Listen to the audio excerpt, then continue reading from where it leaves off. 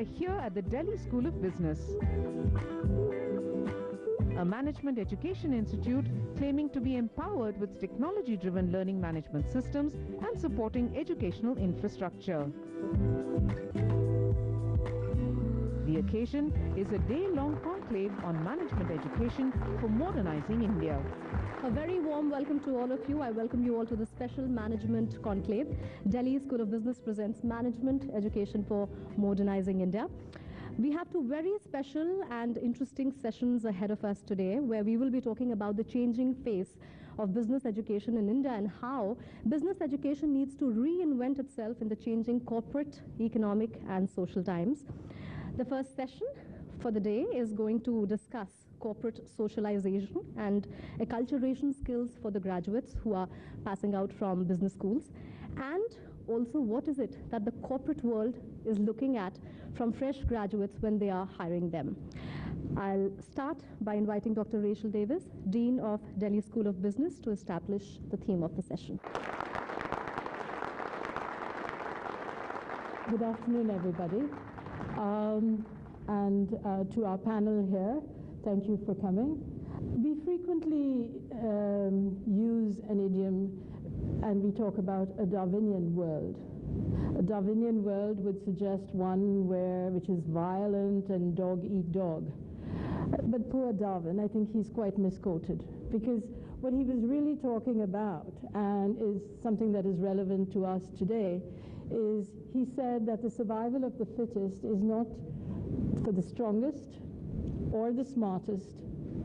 It is for those who can adapt and change. And it's about adaptability and change that we are talking today, because all you students who have been in an academic environment for the greater part of your life have been in a cultural and organizational context which is or has very little resemblance to a corporate organizational context. And you will be moving there, and we have to prepare you to be in this new organizational context. So what we want to do today is to hear from our very august panel about the kind of requirements, the non-academic requirements, or even some of the academic requirements that they find lacking, but specifically the non-academic, which would facilitate a proper transition for students into the work world. Thank you. Now let me formally welcome our guests. We have with us Mr. Dilip Cherian, founder, Perfect Relations; Mr. Akhil Bansal, CEO, KPMG in India; Mr. Rajat Mukherjee, Chief Corporate Affairs Officer, Idea Cellular; and of course, your very own Dr. Rachel Davis. Let me first put the question straight to you, ma'am. What are the challenges that you face while working on a management degree, while designing a management degree, that when the students study and pass out with, they fit in the corporate world? The academic part is, I wouldn't say easy, but it's definitely more standardized, because this is a globalized degree. It's those other issues. When they join us, we know that they lack in communication skills, certain types of social and interpersonal skills, right, because the behavior of young men and women in a classroom where they have their groups, etc., is not similar to an organizational hierarchy by any stretch of imagination. Nor do they have much of an understanding of the time span of a career and how long it takes a career to get to various different stages. So these are the kind of things that we want them to understand before they leave us. Mr. Mukherjee, what do you think about students who are coming from business schools without any experience versus the ones who go to a business school with experience, get their MBA degrees and then come? How easy or difficult is it to work with fresh minds versus students who come with a little work ex somewhere and then an MBA degree?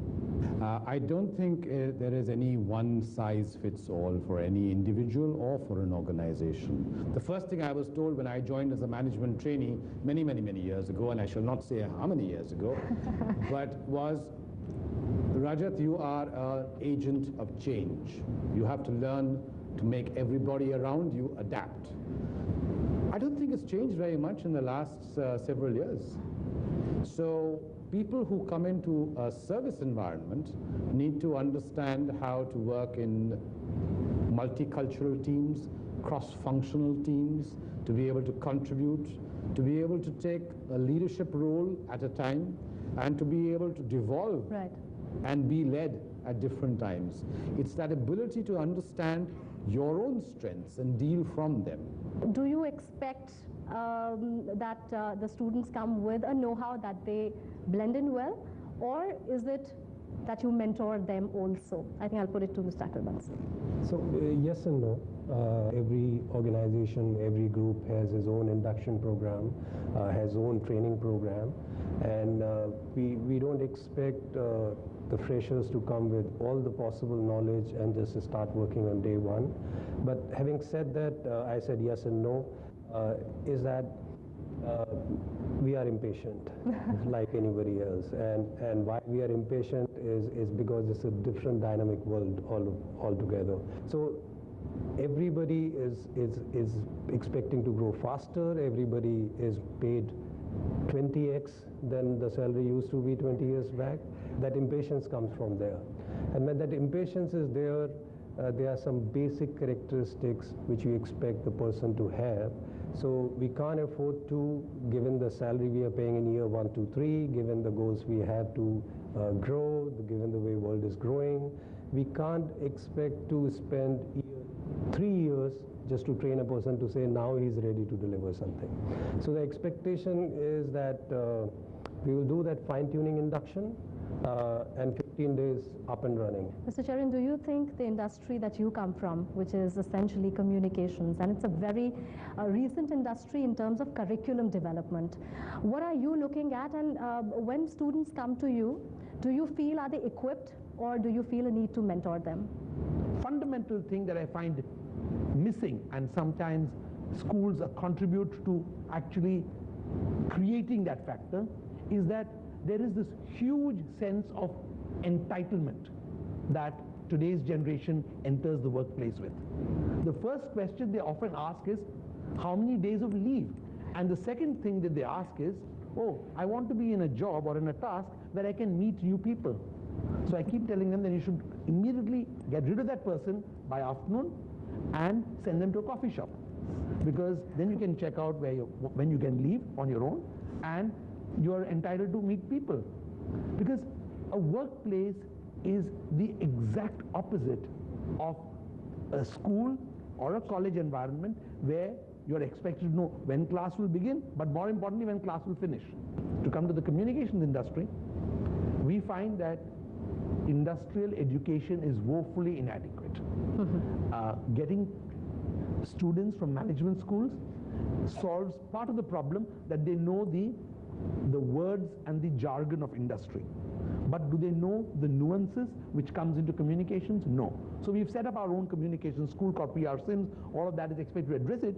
But is that enough? No. Because we can train 10 students a year or 20, but it can't be a global scale.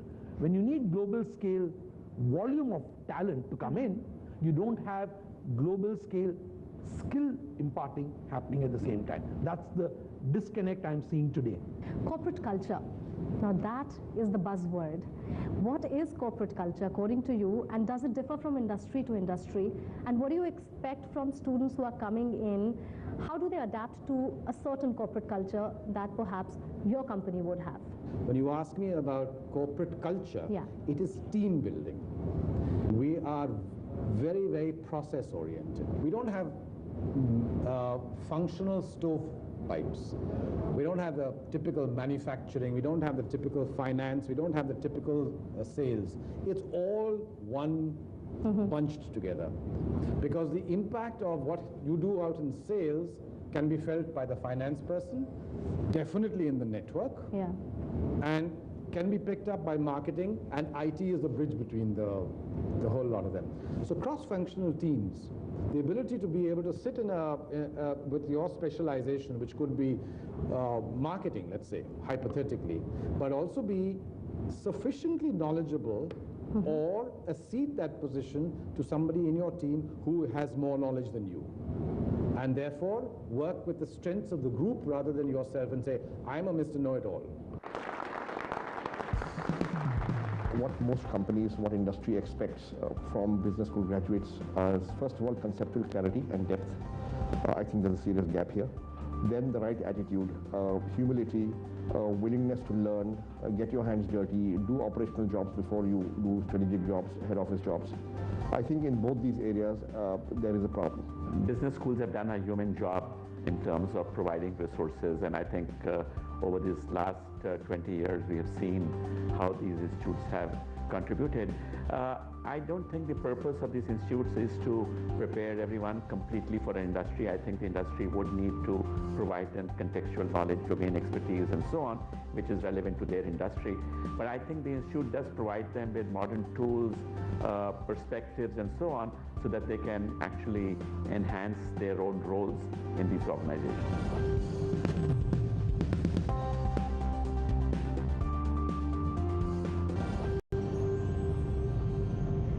Let me put the question to you. When freshers come after their MBA degree to your organization, you think that from business school when they come there has to be some module which tells them or gives them tips in acclimatizing with the new environment? We have a process to tackle all kind of people joining in. So from the firm perspective, it is not an issue. Frankly, if you ask me, this is an issue, and it's a big issue, and it's a big issue from the student perspective. Right. When a student is coming from having done the graduation, getting into the B school, and if the culture is still that is school and a college culture, and suddenly you are an MBA or as a postgraduate, and then you go through the interviews and looking at various things, you have maybe good communication skill, and you get into a good organization. It's they who go through the painful process of adopting the corporate culture. Dr. Davis, I think that I can put this question to you. How do you propose to bridge that gap? One of the critical issues in any learning is to explain the objectives. So having defined, so I could say, the learning objectives of the kind of workshops that we are going to have to address these particular issues. We're going to have workshops on communication, self-presentation, which includes dress, discipline, all the basic disciplines, understanding actual behavior in public, behavior in a semi-public environment, and behavior in private environments, even to the level of where they pitch their tones, to speak. We may be going down to levels which people may say, oh, why do you need to talk about that? But we're going to be talking about everything from personal hygiene onwards. That was fantastic. But that also brings me to the other aspect, which is working cross boundaries. Corporate culture also changes when you're working with clients that are living abroad. What do you expect when they come to you? What is the know-how that they should come with? I think the real life problem that business schools need to face today is that India is a whole bunch of countries. It's not the same rule of what you do in Delhi, what will play in Guwahati. True. And definitely it won't play in Cochin. So unless you understand that this is itself an agglomeration of cultures, right, they're not even able to cope with this animal called India. So forget foreign, but this itself is bewildering enough to a lot of people. And one of the reasons is because at all schools you are creating a sense of homogeneity, which is actually not the real world. In the real world, it is highly fragmented and it's very different cultures. That's one. As far as going global is concerned, when we work with global clients all the time, you have to understand the difference between an American client and what they mean and what they pronounce. Can they pick up the accent? Most of the time, that's the other problem. You know, there's only, for example, one of my senior colleagues here, the only accent he can't cope with is Scottish. And then when I press against the wall, he says, and Bengali. Okay? But the point is that that's the world we live in. So it's difficult, it needs training, and in companies like these, the larger companies and even companies like ours, you need a specialized bunch who can deal with Europe, who can deal with South Asia, and it's different skills, and the rules are different. We may think the world is becoming one, but simultaneously the world is also separating out into its own dominant themes, sub-themes. I think we can take a few questions at this stage. So keeping in mind the current recession scenario, what do you think we as students should do? Should we quickly, immediately switch over to the jobs available, or should we continue pursuing our higher education? You have sought a career in business.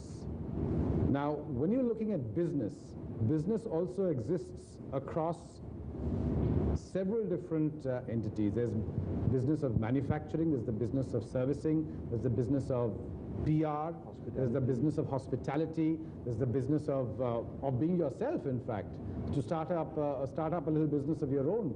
Creativity and innovation are easily activated utilities, but don't necessarily feel that okay, if I don't get a job, I shall just carry on studying. You know, I think it is at a certain point of time after which you need to go out and start contributing to society. My question to you, Mr. Dilip sir, is that the companies there is 2% of contribution towards CSR, corporate social responsibility. So how is it benefiting public relations? You know, CSR is not meant to be good public relations. CSR, by its definition and what government hopes to achieve, as is laid out in their guidelines, is that it is a means of allowing every single employee and every single shareholder to contribute to a society in a larger form. Yes, companies want to put a magnifying glass to that 2% of profits that they're going to spend, and they think there's a great story there. We very often tell them, do it for 3 years and sustain that, and then let's tell the story. So from a strategic advisory point of view, we tell companies CSR is a great story, but sustain it for a minimum of 3 years or 1,000 days, as they call it. Keep it up for 1,000 days, and then you have a real story.